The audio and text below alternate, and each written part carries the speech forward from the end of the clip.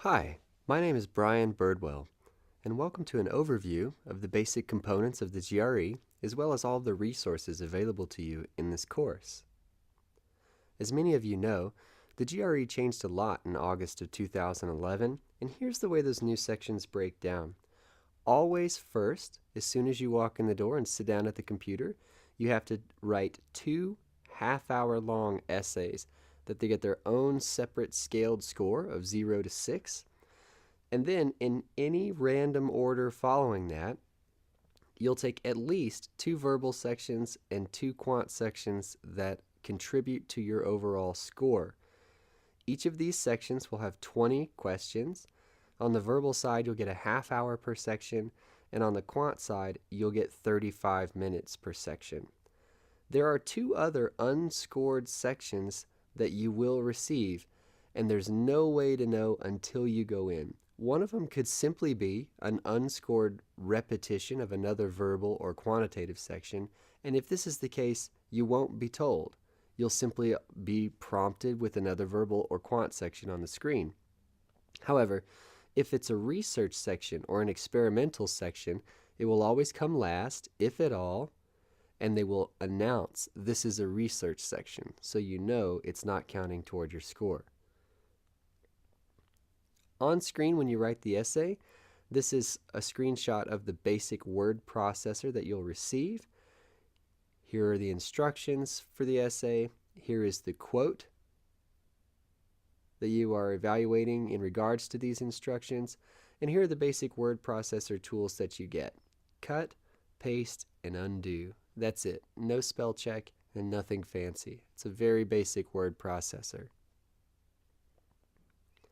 On the quantitative side of things, there are 3 distinct question types: quantitative comparison, discrete quant, which is what you might just think of as word problems, just regular math problems, and data interpretation involving charts and graphs.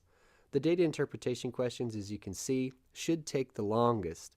They're more like a reading question snuck into the math section. Discrete quant can take about 2 minutes per question, whereas quantitative comparison questions shouldn't take you more than about 1 minute and 15. Those should be sort of the snappier, faster questions on the section. On the verbal side, there are also 3 different question types: text completion, or you might think of it as being a fill in the blank, sentence equivalence, which is also a sort of fill in the blank that we'll discuss, and reading comprehension. Of course, the reading comprehension should take you a little bit longer than the other question types, but overall you've got to move faster on the verbal section because you have 5 minutes less.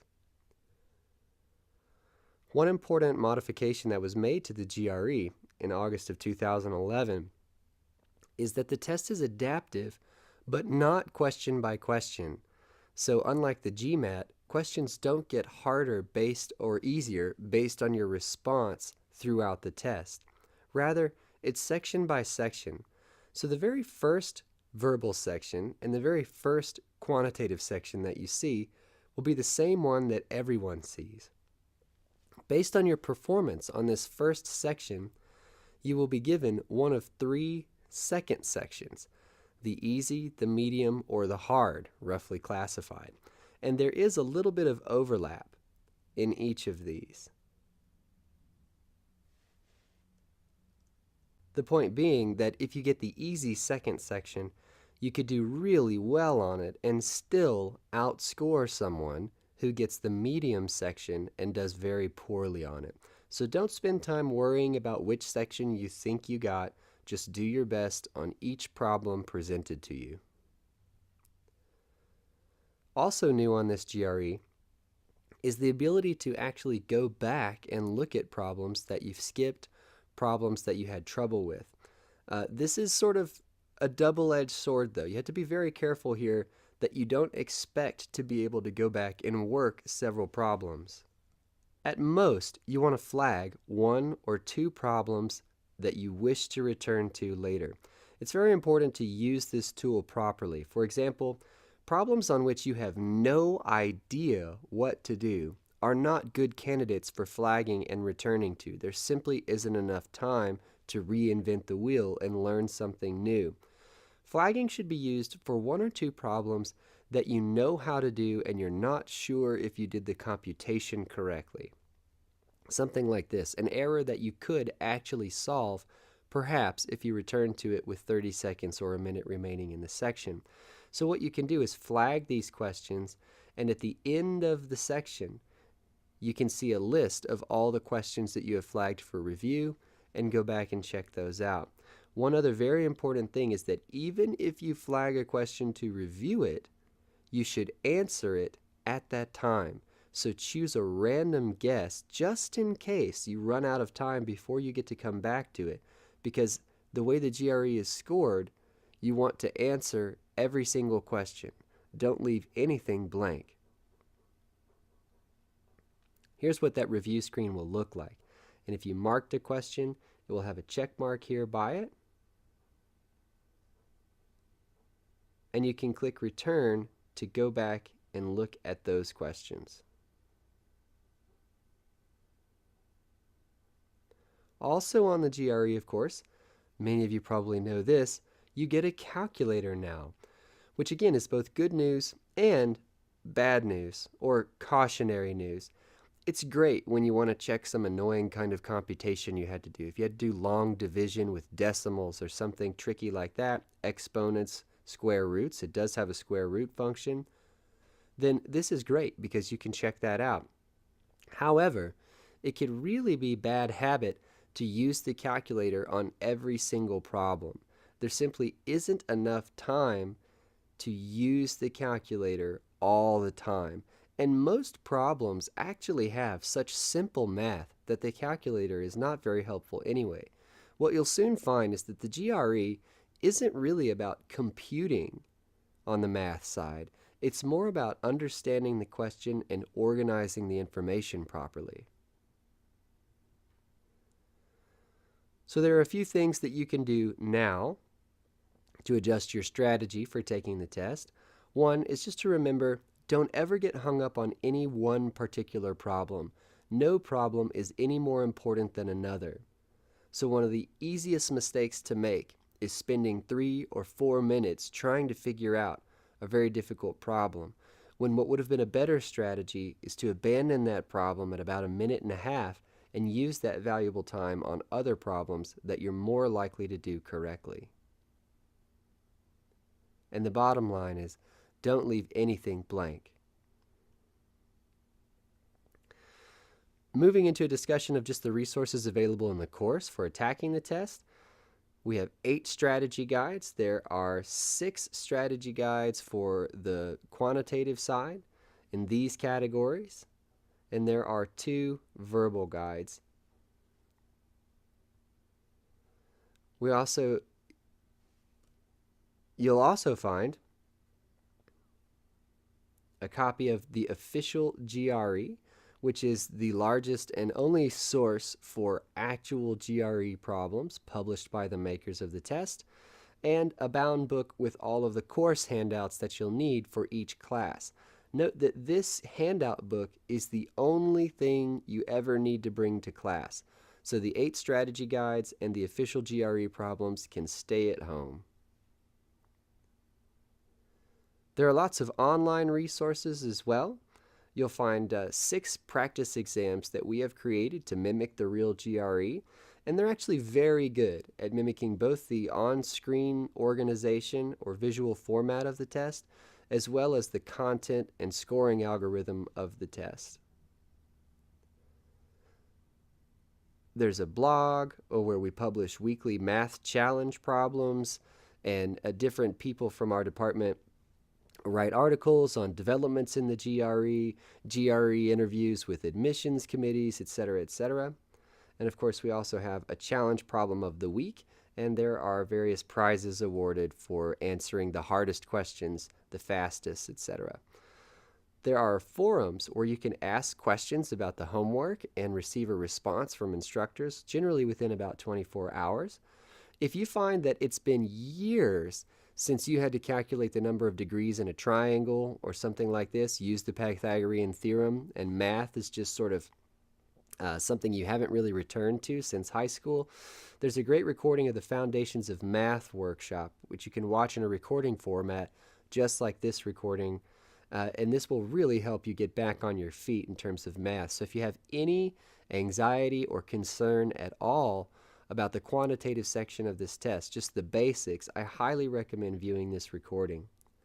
On the other end of things, if you're an engineer or you're just very comfortable with math, or perhaps at the end of the course, you feel really sharp with math by the time you've had 9 sessions of practice, there's also a math workshop designed to highlight the hardest quantitative problem types. It's called Quest for 170.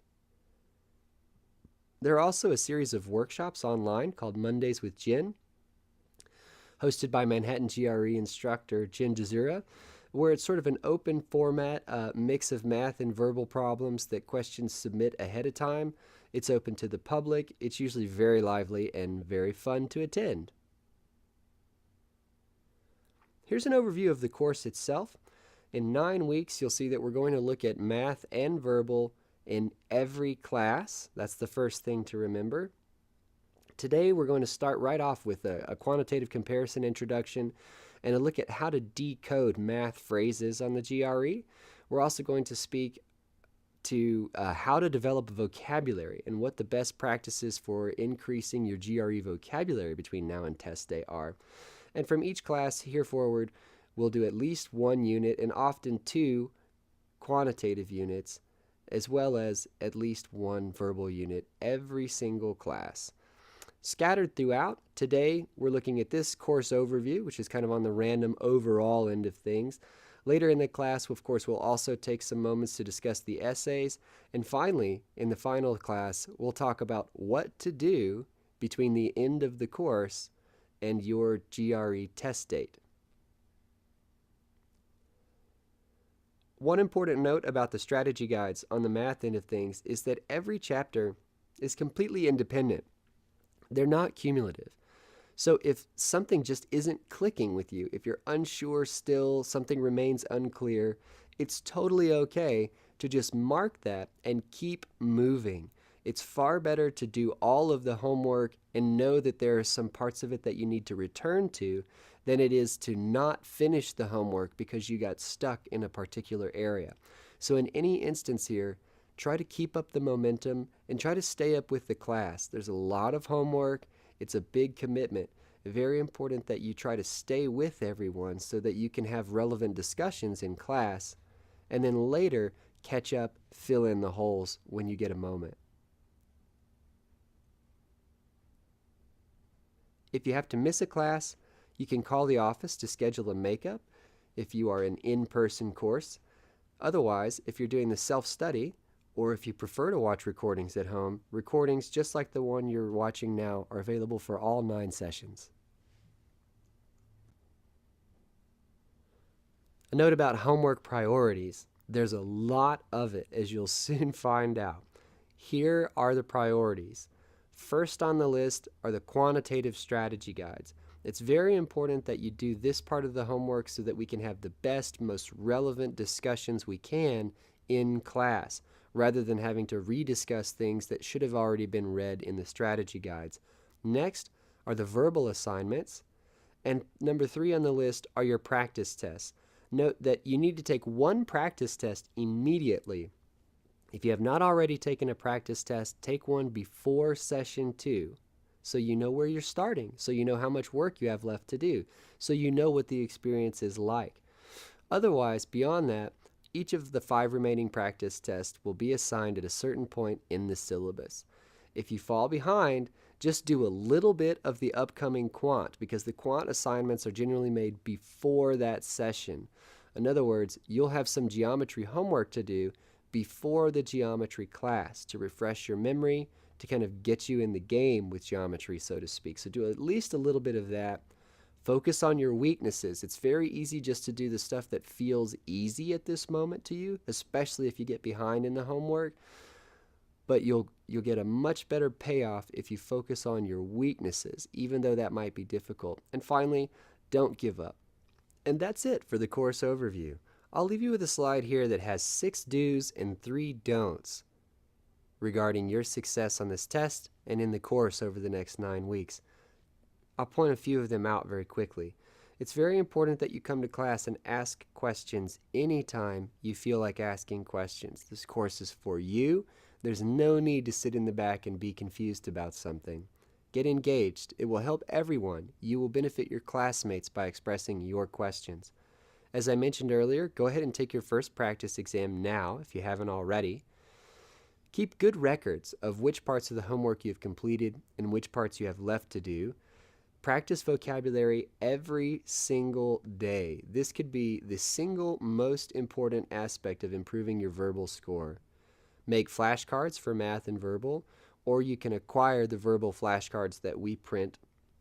And make a study buddy if possible. Try to hook up with someone in your area who's also studying for the GRE to keep each other motivated. Don't put off your vocab until later. And number 2 is very important as well.